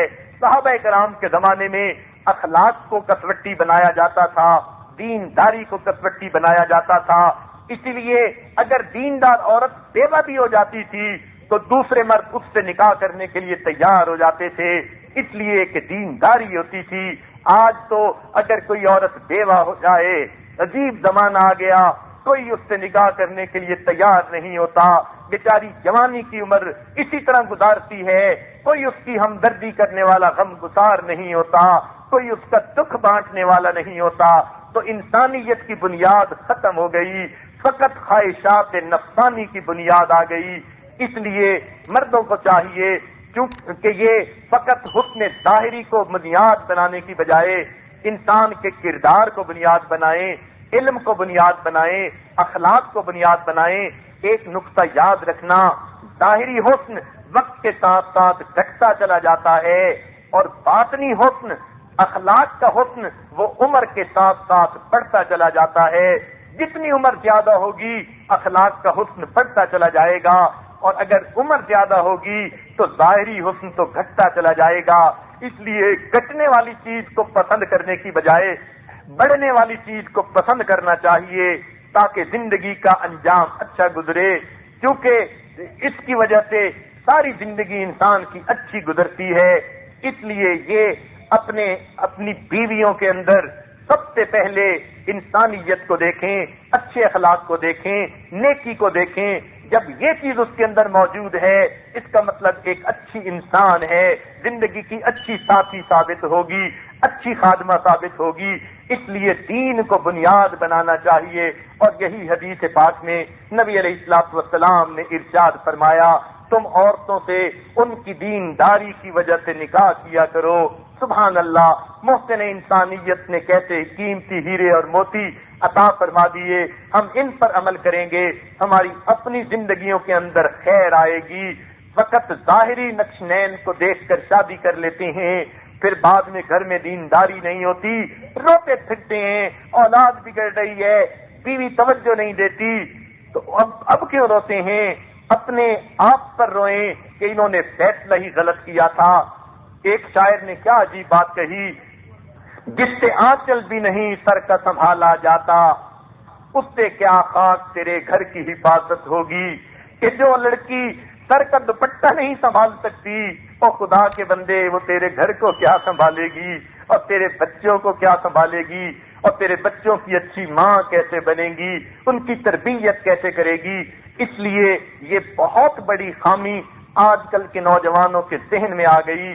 اور اس خامی کی پھر آگے نتیجہ یہ نکلتا ہے کہ چونکہ عورتوں کو ان کے ظاہری شکل و صورت کی وجہ سے پسند کیا جاتا ہے، بچیاں پیدا ہوتی ہیں، وہ بیچاریاں اپنے ظاہر کو آراستہ کرنے پہ لگی ہوتی ہیں، ان کی ہر وقت یہی سوچ ہوتی ہے میں کپڑے ایسے پہنوں کہ اچھی لگوں، میری آنکھیں اچھی لگیں، چہرہ اچھا لگے، ہاتھ اچھے لگے. بیچاریاں ہر وقت اسی سوچ میں رہتی ہیں، کیونکہ ان کو پتا ہوتا ہے کہ ہمیں زندگی کا ساتھی اسی معیار کی وجہ سے بنایا جائے گا. معلوم ہوا مردوں کی اس سوچ نے عورتوں کی زندگی کا رخ بدل دیا. اگر ان کو پتا ہوتا ہمیں ہماری دینداری کی وجہ سے جو ہے زندگی کا ساتھی بنایا جاتا تو یہ حدیث پڑھتی، یہ تفسیر پڑھتی، یہ اچھے اخلاق لیتی، یہ اپنی عزت و ناموس کی حفاظت کرتی، یہ باپردہ زندگی گزارتی، تہجد گزار بنتی، اللہ کی ولیہ بنتی، ان کو زندگی کا کوئی ساتھی بنا لیتا. مگر معیار ہی بدل گیا. معیار ظاہری خوبصورتی ہے، لہذا بچیوں کو دیکھا بیچاری پیدا ہوتی ہیں تو اس وقت سے یہ بچیاں بس اسی سوچ میں ہوتی ہیں کوئی ایسا صورت اختیار کریں ہم دیکھنے والوں کو اچھی لگ سکیں، اور یہی چیز بالآخر ان کو بے پردگی پہ بھی آمادہ کر دیتی ہیں. اور جن کو اللہ نے کچھ شکل اچھی دے دی وہ تو خوشی خوشی بے پردہ پھرتی ہے. لوگ مجھے دیکھیں گے سوچیں گے کہ یہ کتنی خوبصورت ہے. دیکھیے بے پردگی بھی اسی کی وجہ سے ہوئی، فیشن پرستی بھی اسی کی وجہ سے ہوئی، اور عورت کی دین سے دوری بھی اسی کی وجہ سے ہوئی کہ مردوں نے کسوٹی کیا بنا لی کہ عورت کو خوبصورت ہونا چاہیے. تو خوبصورت کی بجائے سب سے پہلے خوب سیرت ہونا چاہیے، اس کے اندر نیکی ہونی چاہیے، اچھے اخلاق ہونے چاہیے. اگر مرد اپنی زندگی کی ترتیب کو یہ بدل لیں اور نیک سیرت بیوی کو ڈھونڈنا شروع کر دیں تو دیکھنا یہ عورتیں جو آج فیشنیبل کہلاتی ہیں یہ سب سے بڑی تہجد گزار بن جائیں گی، نیکوکار بن جائیں گی، اور ماحول کے اندر نیکی آ جائے گی. اللہ رب العزت ہمیں نیکی پر زندگی گزارنے کی توفیق عطا فرما دے. دنیا میں انسان کو جو عزتیں ملتی ہیں وہ حسن و جمال سے نہیں ملتی، وہ تو اخلاق کی وجہ سے ملتی ہیں. اس لیے حضرت یوسف علیہ السلام کو حسن کی وجہ سے قید خانے میں جانا پڑا تھا. دیکھا مصیبتیں آئیں کہ نہیں، 9 سال قید خانے میں رہے، آزمائشوں سے گزرنا پڑا. حسن ظاہری کی وجہ سے ان کے اوپر اتنی بڑی مصیبت آئی، 9 سال تنہا ہیں، نہ کوئی رشتہ دار، نہ بہن بھائی، نہ ماں باپ، نہ کوئی اور ہے، کوئی پرسان حال نہیں، اور 9 سال قید کے اندر تنہائی کی زندگی گزاری. یہ قید تنہائی کوئی معمولی بات نہیں ہوتی، مگر یوسف علیہ السلام نے اس کو برداشت کیا. یہ سب حسن ظاہری کی وجہ سے تھا. پھر اس کے بعد اللہ رب العزت نے ان کو تخت و تاج عطا فرمایا، اور جب تخت و تاج ملا سنیے قرآن پاک کی آیت کیا ہے. فرمایا کہ آپ نے یہ کہا اجعلنی علی خزائن الارض انی حفیظ علیم، مجھے خزانوں کا والی بنا دیجئے کہ میں اچھا محافظ ہوں اور علم والا ہوں، مجھے پتا ہے کہ خزانے کو کیسے رکھنا چاہیے. آپ نے یہ تو نہیں کہا اجعلنی علی خزائن الارض انی حسین جمیل، میں بڑا حسین اور بڑا جمیل ہوں، مجھے اس لیے خوبصورتی کی بنیاد پر آپ خزانے دے دیجئے. معلوم ہوا خزانے جو بنے وہ حسن و جمال کی وجہ سے نہیں ملے بلکہ ان کو فضل و کمال کی وجہ سے ملے. اس لیے چاہیے کہ ہم حسن کو معیار بنانے کی بجائے جو مٹنے والی چیز ہے، جو سائے کی مانند چیز ہے، جوانی میں جو لڑکی حور پری کی طرح خوبصورت ہوتی ہے بڑھاپے میں اس کا چہرہ شعارے کی طرح بن جاتا ہے، دیکھنے کو بھی دل نہیں کرتا. ایسے زائل ہونے والے حسن کے پیچھے کیا بھاگنا. اس لیے چاہیے ہم سیرت کو دیکھیں. سیرت عمر کے ساتھ ساتھ اور اچھی بڑھتی ہے، عمر جتنی زیادہ ہوتی ہے انسان کے اخلاق اور بہتر ہو جاتے ہیں. پائیدار چیز کو معیار بنانے کی ضرورت ہے. اس لیے اگر آج یہ چیز معیار بن جائے دیکھنا ہمارے ماحول میں کتنی نیکی آ جائے گی. ہاں اگر اللہ رب العزت کسی کو دینداری کے ساتھ ساتھ خوبصورتی بھی عطا فرما دیں یہ نور علی نور ہے. ذالک فضل اللہ یؤتیہ من یشاء واللہ ذو الفضل العظیم. اس لیے ہمیں چاہیے کہ عورتوں کی دینداری کی زیادہ فکر کریں اور یہ بھی ذہن میں رکھیں کہ عورتیں اپنے دولت مند گھروں میں رہتے ہوئے بھی دیندار بن سکتی ہیں. بعض عورتوں کے ذہن میں یہ خیال ہوتا ہے کہ شاید غریب لوگوں کی بیٹیاں دین پڑھیں، ہم تو امیر ماں باپ کی بیٹیاں ہیں، اور ماں باپ بھی سوچتے ہیں ہم اپنی بیٹی کو کیمبرج میں پڑھائیں گے، ہم تو بیٹی کو لندن بھیجیں گے، فلاں جگہ بھیجیں گے، انگریزی کی تعلیم دلوائیں گے، اور دین کی تعلیم دلوانے کی اتنی رغبت نہیں ہوتی۔ یہ بھی بڑی غلط فہمی ہے۔ عورتیں بڑے بڑے دولت مند گھرانوں کے اندر رہ کر بھی بڑی تقوی اور پرہیزگاری کی زندگیاں گزار گئیں۔ کتنی مثالیں ہیں، زبیدہ خاتون کو دیکھیے، یہ وقت کی ملکہ تھی لیکن اتنی نیک دل تھی، اتنے اچھے اچھے کام کیے کہ جس کی وجہ سے آج تک نیک عورتوں میں اس کا شمار ہوتا ہے۔ اس کی کتاب اس کے بارے میں لکھا ہے، اس نے اپنے گھر میں 300 لڑکیاں نوکرانیاں رکھی ہوئی تھیں، یعنی خادمائیں رکھی ہوئی تھیں، اور ان کا ایک ہی کام تھا کیا کہ وہ سب کی سب قرآن پاک کی حافظات تھیں، قاریات تھیں، ان کی شفٹیں اس نے بنا دی تھیں، اور اپنے محل کے مختلف کونوں پر ایک ایک خادمہ کو بٹھا دیا تھا، قاریہ حافظہ کو بٹھا دیا تھا، اور ان کا کام تھا کہ ہر ایک نے 4-6 گھنٹے قرآن مجید کی تلاوت کرنی ہے۔ ایک شفٹ ختم ہوتی، دوسری آ جاتی، وہ ختم ہوتی، تیسری آ جاتی، وہ ختم ہوتی، اگلی آ جاتی۔ 300 حافظات پورا دن رات اس کے محل کے تمام برآمدوں میں، کمروں میں بیٹھ کر قرآن کی تلاوت کرتی تھیں۔ پورا محل قرآن مجید کا گلشن اور باغ نظر آتا تھا۔ سبحان اللہ، ایسی بھی بیویاں گزری جن کو اللہ نے وقت کی ملکہ بھی بنایا، مال دولت کے خزانے قدموں کے نیچے ہیں، مگر ان کی دینداری دیکھیے، پورے محل کو قرآن کے نغموں سے سجا دیا اس نے۔ پھر دل میں دوسروں کی ہمدردی اتنی تھی، اس وقت کے لوگ جب حج پر جاتے تھے، راستے میں پانی نہ ملنے کی وجہ سے جانور مر جاتے، لوگ مر جاتے، اس نے خاوند سے فرمائش کی مجھے ایک نہر بنا دیجئے جو دریائے فرات سے لے کر اور مقام عرفات تک ہو۔ چنانچہ ایک نہر بنائی گئی۔ آج بھی جب حج پر جاتے ہیں اس کے کچھ حصے دیکھنے میں نظر آ جاتے ہیں، حیران ہوتے ہیں۔ کوئی تو ایسی تھی جس نے اپنے خاوند سے تاج محل بنوایا، کوئی ایسی تھی جس نے اپنے خاوند سے گلشن آرا باغ بنوایا، اور یہ خدا کی بندی ایسی تھی جس نے نہر زبیدہ بنوائی۔ قیامت کے دن لاکھوں انسان ہوں گے، پرندے ہوں گے، جانور ہوں گے جنہوں نے پانی پیا ہوگا، اور ان سب کے پانی پلانے کا اجر اس نیک خاتون کو جائے گا۔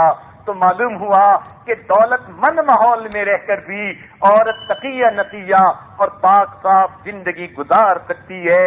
ایک اور واقعہ بھی سنتے جائیے کہ ایک امیر والی کابل گزرے ہیں جن کا نام تھا دوست محمد۔ ان کے بارے میں آتا ہے ایک مرتبہ دشمن نے حملہ کیا، انہوں نے بیٹے کو بھیجا کہ اپنی فوج کو لے کر جاؤ اور جا کر ان کے ساتھ جنگ کرو۔ اب جب وہ جنگ ہوئی، کچھ دنوں کے بعد ان کی ایجنسی نے ان کو آ کر اطلاع دی کہ شہزادہ بھاگا، اور دشمن نے اس پر وار کیا، اس کی پیٹھ پہ زخم بھی آئے، مگر وہ بچ نکلا اور کہیں روپوش ہو گیا اور اس کو شکست ہو گئی۔ اب یہ سن کر والی کابل کا دل بڑا مغموم ہوا، بڑا پریشان ہوا، گھر آیا، بیوی نیک تھی، پہچان گئی خاوند کو کوئی صدمہ ہے۔ نیک بیویاں ایسے وقت میں اللہ کی نیک بندیاں رحمت کی یعنی پیغامبر بن کر آتی ہیں اور اپنے خاوند کے دکھ بانٹ لیتی ہیں۔ اس نے پیار سے پوچھا میں آپ کو آج غمزدہ پاتی ہوں، کیا بات ہے؟ خاوند نے بتایا اطلاع آئی ہے میرے بیٹے نے شکست کھائی، اس کے پیٹھ پہ زخم آئے، زخمی حالت میں بچ نکلا، روپوش ہے، میری ایجنسیوں نے اطلاع دی۔ جب اس نے یہ سنی کہنے لگی آپ کی بات ٹھیک ہوگی، مگر میرے نزدیک یہ بات غلط ہے، کبھی یہ بات ٹھیک نہیں ہو سکتی۔ ہم نے کہا وہ کیوں؟ کہنے لگی بس میں کہہ رہی ہوں، میں اس کی ماں ہوں، میں اس بیٹے کو جانتی ہوں، یہ خبر بالکل غلط ہے، آپ تسلی رکھیے، غمزدہ ہونے کی ضرورت نہیں، ہمارا بیٹا ایسا کبھی نہیں کر سکتا۔ والی کابل حیران ہے، وہ کہنے لگے تجھے کیوں نہیں سمجھ آ رہی؟ مجھے کتنے لوگوں نے اطلاع دی؟ یہ کہنے لگی ہرگز نہیں، یہ بات بالکل غلط ہے، چاہے سینکڑوں لوگ آ کر کہیں مگر پھر بھی یہ بات غلط ہے۔ اس خاوند نے سوچا عورتوں کی عادت ہوتی ہے مرغے کی ایک ٹانگ ہانکتی رہتی ہیں اور یہ بات مانتی نہیں، ضد کر کے رہ جاتی ہیں، میری بیوی بھی شاید یہی کر رہی ہے، مگر تیسرے دن اطلاع ملی کہ بات تو بالکل غلط تھی، شہزادے کو اللہ نے فتح عطا فرما دی اور وہ فاتح بن کر واپس لوٹا۔ جب والی کابل کو اطلاع ملی، اس نے آ کر گھر بتایا کہ وہ تو بات واقعی غلط نکلی، میری ایجنسیوں کی بات ٹھیک نہیں تھی، مگر یہ بتاؤ کہ تمہاری معاملہ کیا ہے، تم نے کیسے کہہ دیا کہ یہ بات غلط ہے، کیسے پتہ چل گیا؟ وہ کہنے لگی یہ ایک راز ہے۔ اس نے کہا بتا دو۔ کہنے لگی میں نے اپنے اور اللہ کے درمیان رکھا تھا، سوچا تھا کسی کو نہیں بتاؤں گی۔ کہنے لگا میں خامد ہوں، مجھے ضرور بتا دو۔ کہنے لگی راز یہ ہے، جب یہ بچہ میرے پیٹ میں آیا میں نے اس وقت سے کبھی کوئی مشتبہ لقمہ اپنے منہ میں نہیں ڈالا، اور جب بچے کی ولادت ہوئی میں نے نیت کر لی میں اس بچے کو ہمیشہ جو ہے باوضو دودھ پلاؤں گی۔ میں نے جب بھی بچے کو دودھ پلایا ہمیشہ باوضو ہو کر پلایا، میں نے کبھی بے وضو دودھ نہیں پلایا۔ اس کی برکت تھی جس کی وجہ سے بچے کے اندر بہادری آئی، اچھے اخلاق آئے۔ یہ کیسے ممکن ہے میرا بچہ شکست کھاتا، یہ شہید ہو سکتا تھا، یہ دشمن کے سامنے کٹ سکتا تھا، مگر پیٹھ پھیر کے نہیں بھاگ سکتا تھا، وہ تو بزدلوں کا کام ہوتا ہے۔ اس لیے میں نے کہا اور اللہ نے میرے گمان کو سچا کر دیا۔ تو دیکھیے پہلے وقت کی ملکہ بھی ایسی نیک ہوتی تھیں، اپنے بیٹوں کو باوضو دودھ پلاتی تھیں، اور آج کل کی بچیوں کا تو یہ حال ہے، سینے سے لگا کے بچوں کو فیڈ دے رہی ہوتی ہیں اور سامنے ٹی وی پہ بیٹھ کے ڈرامے دیکھ رہی ہوتی ہیں، گانے سن رہی ہوتی ہیں، تھرکتے جسموں کو دیکھ رہی ہوتی ہیں۔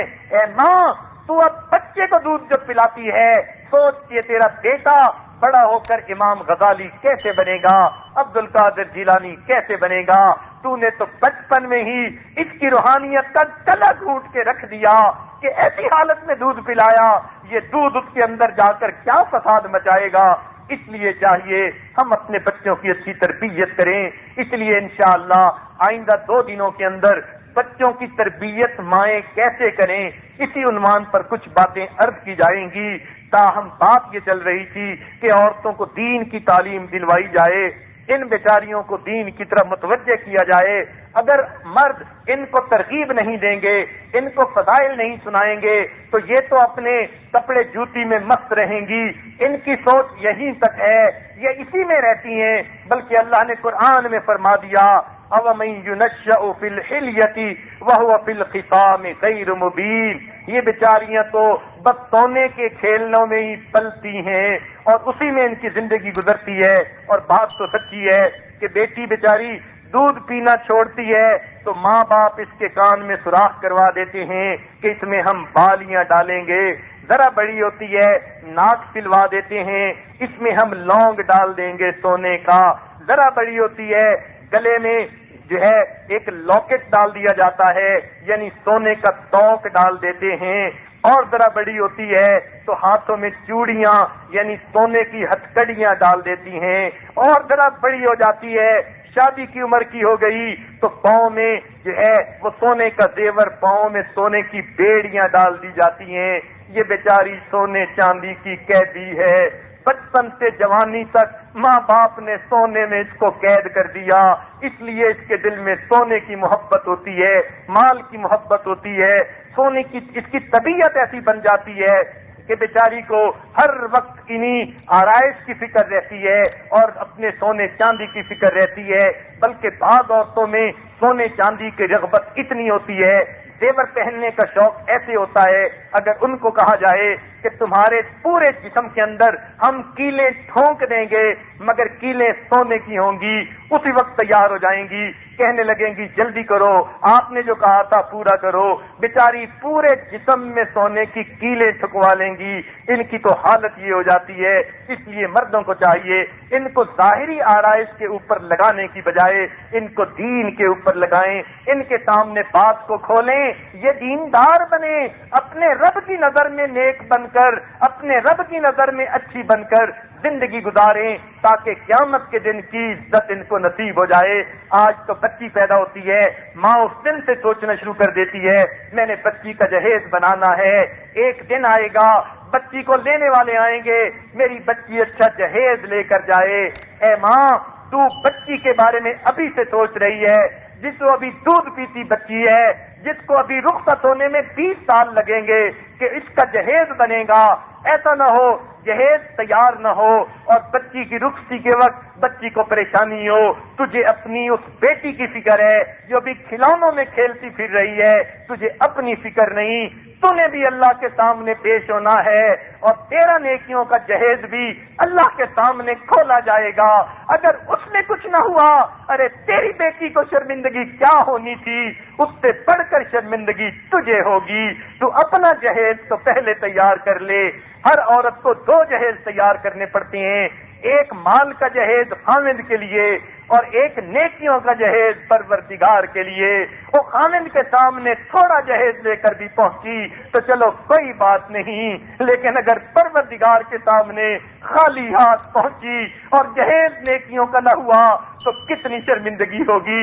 اس دن پریشان کھڑی ہوگی، اکیلی ہوگی، نہ ماں ساتھ دے گی، نہ باپ ساتھ دے گا، نہ خاوند ہوگا، نہ بیٹا ہوگا، نہ بھائی ہوگا، اکیلی کھڑی اس وقت پریشان پکار رہی ہوگی، رب ارجعون، اللہ مجھے مہلت دے دے، میں واپس جاؤں گی اور جا کر نیک زندگی گزاروں گی۔ فرمائیں گے کلا، ہرگز نہیں، ہرگز نہیں، تجھے مہلت دی تھی، تو نے دنیا کے کھیل تماشے میں گزار دی، رسم و رواج میں گزار دی، آج تو میرے پاس خالی ہاتھ آئی، آج دیکھ ہم تیرا کیا بندوبست کرتے ہیں۔ اس دن انسان پریشان ہوگا، لہذا ضرورت ہے ہم بچیوں کو نیکی سکھائیں، دین کی تعلیم دلوائیں تاکہ یہ بچیاں دیندار بن جائیں۔ ہم نے اس کے اثرات دیکھے، بڑی بڑی فیشنیبل بچیاں جب دینی مدارس میں آتی ہیں، دینی ماحول میں آتی ہیں، ان کی زندگی کی ترتیب بدل جاتی ہے، تہجد گزار بن بن کے واپس جاتی ہیں۔ الحمدللہ پاکستان میں اس عاجز کے 1 درجن کے قریب مدارس ہیں بچیوں کے۔ الحمدللہ ہم دیکھتے ہیں ایم اے پاس بچیاں آتی ہیں اور اللہ کی رحمت سے بالکل باقاعدہ دیندار بن کے جاتی ہیں، بلکہ ایک ڈبل ایم اے بچی پچھلے سال یا اس سے پچھلے سال داخل ہوئی ہمارے جامعہ میں اور اس نے 7 مہینے کے اندر پورا قرآن یاد کر لیا۔ سبحان اللہ، خوشی ہوئی۔ وہ کہنے لگی جب اللہ نے مجھے اتنی سمجھ دی میں ڈبل ایم اے کر سکتی ہوں، ایم اے جغرافی اس نے کیا، ایم اے کیلیگرافی اس نے کیا، تو کہنے لگی میں اللہ کا قرآن کیوں نہیں پڑھ سکتی۔ تو اس نے پھر داخلہ لیا، 7 مہینے میں قرآن سینے میں سجا کے چلی گئی۔ سبحان اللہ، ایسی ایسی جو ہے ہمارے سامنے مثالیں موجود ہیں۔ ہم نے دارالفنون واشنگٹن کے اندر الحمدللہ ایک عورتوں کی کلاس شروع کی، بڑی عمر کی عورتیں، اس میں ساری بچوں والی عورتیں ہیں، حیران ہوتے ہیں، ان کے خاوند آ کر بتاتے ہیں کل ٹیسٹ تھا، میری بیوی ایک ہاتھ سے سالن پکا رہی تھی، دوسری ہاتھ میں لے کر کتاب کے طرف کی گردانیں یاد کر رہی تھی، نحو میں تعلیلات پڑھ رہی تھی۔ حیران ہوتے ہیں بچوں والی عورتیں جن سے کوئی توقع بھی نہیں کر سکتا، جب ان کو دین کی طرف رغبت دلائی جاتی ہے وہ بچے بھی پالتی ہیں، کھانے بھی بناتی ہیں، خامنوں کے حقوق بھی پورے کرتی ہیں، مگر اس کے ساتھ ساتھ دین کی تعلیم بھی پڑھتی ہیں اور ماشاءاللہ دیندار بھی بن جاتی ہیں۔ الحمدللہ ہم نے اس کے کئی جگہوں پر نمونے دیکھے، تو اس لیے ضروری ہے بچیوں کو دین کی تعلیم دیں۔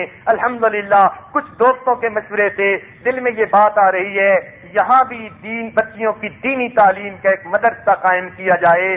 مکینی کے اطراف میں الحمدللہ چند جگہیں دیکھی ہیں، جامعہ زینب کے نام سے، اگر اللہ کو منظور ہوا تو بخاری شریف تک کی تعلیم کا یہ مدرسہ ہوگا جس میں بچیوں کو دین سکھایا جائے، دین کی تربیت دی جائے، ان پر دین کا رنگ چڑھایا جائے تاکہ یہ بچیاں دیندار بن کر گھروں میں زندگی گزاریں، خود بھی جنت میں جائیں، اپنے خامدوں بچوں کو بھی لے کر جنت میں جائیں اور ماحول کے اندر بھی نیکی پھیلنے کا ذریعہ بن جائیں۔ ایک آدمی نے اپنی بیٹی کی تعلیم کا کوئی خیال نہ کیا، حتیٰ کہ اس کو خوب مال پیسہ دیا، وہ فیشنیبل خوبصورت لڑکی بن گئی، حتیٰ کہ جوانی میں اس کو موت آ گئی۔ اس کی بڑی تمنا تھی میں بیٹی جوانی میں جدا ہو گئی، میں کبھی اس کو خواب میں تو دیکھوں میری بیٹی کس حال میں ہے۔ ایک دن اس نے خواب میں دیکھا اپنی بیٹی کی قبر پہ کھڑا ہے، اچانک اس کی بیٹی کی قبر کھل گئی، کیا دیکھتا ہے کہ بیٹی بے لباس پڑی ہے، اس نے اپنے سطر کو چھپایا مگر اس کی تو حالت عجیب تھی، اس کا سر بالکل گنجا ہے اور اس کی شکل عجیب ہے۔ اس نے پوچھا بیٹی تیرا کیا حال؟ کہنے لگی ابو میں بے پردہ پھرتی تھی، جب یہاں قبر میں آئی تو میرے سر کو بہت بڑا بنا دیا گیا، پہاڑوں کی طرح میرا ہر بال بڑھ کے درخت کی طرح بنا دیا گیا جس کے شاخیں زمین میں دور تک پھیلی ہوتی ہیں۔ پھر فرشتے آئے اور انہوں نے میرے ایک ایک بال کو نوچا، اور جس طرح بڑھ کے درخت کو کھینچ لیں زمین میں گڑے پڑ جاتے ہیں، ابو ایک ایک بال کو نوچنے سے میرے سر کے اندر گڑے پڑ گئے، اس لیے میرے سر کی جلد بھی چلی گئی، فقط ہڈی ہے جو آپ دیکھ رہے ہیں۔ اس نے کہا بیٹے تمہارا چہرہ بھی وہ نہیں۔ کہنے لگی ابو آپ دیکھ رہے ہیں آپ کو میرے دانت نظر آ رہے ہیں، ہونٹ نہیں ہے، اس کی وجہ یہ تھی میرے ہونٹوں پہ سرخی لگی ہوئی تھی اور میں اسی طرح وضو کر کے نمازیں پڑھ لیتی تھی۔ فرشتے آئے اور انہوں نے کہا تو طہارت کا خیال نہیں کرتی تھی، تیرا غسل بھی نہیں ہوتا تھا، چنانچہ انہوں نے میری سرخی کو جو کھینچا یہ سرخی چپک گئی تھی میرے ہونٹوں سے، سرخی کے ساتھ اوپر اور نیچے کے دونوں ہونٹ بھی کٹ گئے، اس لیے آپ کو میرے 32 دانت نظر آ رہے ہیں، ہونٹ اوپر نہیں ہے۔ باپ نے کہا بیٹی تیرے ہاتھوں کی انگلیاں زخمی نظر آتی ہیں، ابو میں ناخن پالش لگایا کرتی تھی۔ فرشتے آئے کہنے لگے تیرے اس ناخن پالش کی وجہ سے تیرا غسل نہیں ہوتا تھا، پاک نہیں ہوتی تھی، تیرے ناخن کو ہم کھینچیں گے۔ انہوں نے میرے ایک ایک ناخن کو کھینچا، ابو میرے ہاتھ پہ زخم ہے، میرے چہرے پہ زخم ہے، میرے سر پہ زخم ہے، میں بتا نہیں سکتی آپ نے مجھے اتنی محبت دی تھی، میں نے جو خواہش کی ابو پوری کر دی، مجھے اتنی محبت دی، میں تو غم پریشانی کو جانتی نہیں تھی، شہزادیوں کی طرح آپ نے پالا، کاش ابو آپ مجھ پر احسان کرتے، مجھے کچھ دین کی سمجھ بھی بتا دیتے، میں آج اس عذاب میں گرفتار نہ ہوتی، نہ میں خاوند کو بلا سکتی ہوں، نہ میں آپ کو پیغام بھیج سکتی ہوں، اکیلی یہاں پڑی ہوں۔ فرشتے آتے ہیں ہاتھوں میں گرز ہوتے ہیں، میری پٹائی کرتے ہیں، ابو میرا دکھ بانٹنے والا کوئی نہیں۔ اس کی آنکھ کھل گئی، تب اس کو احساس ہوا کاش کہ میں اپنی بیٹی کو دین سکھاتا تاکہ میری بیٹی آگے جا کر جنتوں کی نعمتوں میں پل جاتی۔ تو جن بیٹیوں کو اتنے پیار محبت سے پالتے ہیں ان کو اگر ہم دیندار نہیں بنائیں گے یہ جہنمی فرشتوں کے ہاتھوں میں جائیں گی اور ان کی گت بنے گی۔ اس لیے بہتر یہ ہے اپنی بیٹیوں کو ہم دین پڑھائیں، دیندار بنائیں، اپنی بیٹیوں اپنی بیویوں کو دیندار بنائیں، عورتوں کے دینی معاملات میں ان کا تعاون کریں، ان کو ترغیب دیں اور ان کو دین کی بنیاد پر زندگی کا ساتھی بنائیں تاکہ ماحول کے اندر دینداری آئے۔ عورتوں کو بھی چاہیے وہ خود بھی کوشش کریں، جب وہ مردوں سے دنیا کی باتیں منوا لیتی ہیں تو دین کی باتیں کیوں نہیں منوا سکتی؟ اب من حرامی حجتاں ڈھیر، من حرامی ہوتا ہے، بہانے بنا لیتی ہیں، اس لیے مردوں کو چاہیے اپنی ذمہ داریاں پوری کریں، عورتوں کو چاہیے اپنی ذمہ داریاں پوری کریں تاکہ ہم نیک بن کر زندگی گزاریں اور اپنے رب کے فرما بردار بندے بن جائیں۔ یہ رمضان مبارک کا آخری اشرا ہے، مغفرت کا اشرا ہے۔ ہم نے جو پیپر آپ کی خدمت میں پیش کیا جس میں گناہ کبیرہ لکھے ہیں اس کو عام کاغذ نہ سمجھنا، میری بہنوں بیٹیوں اور ماؤں، ان کو آپ اپنی تنہائی میں بیٹھ کر پڑھنا اور اپنے رب کو حاضر ناظر جان کر ان کے اوپر نشان لگانا۔ تنہائیوں میں رہ کر جو گناہ کیے اب تنہائیوں میں رو رو کر رب کو منانے کی ضرورت ہے، اپنے رب کے سامنے سجدے میں جا کے منانا، اپنے رب کو ہاتھ اٹھا کے دعائیں منانا، دامن پھیلا کے دعائیں منانا۔ اللہ تیرے در پہ ایک فقیر نہیں حاضر ہے، تیری رحمت کی طلبگار ہے، وہ پروردگار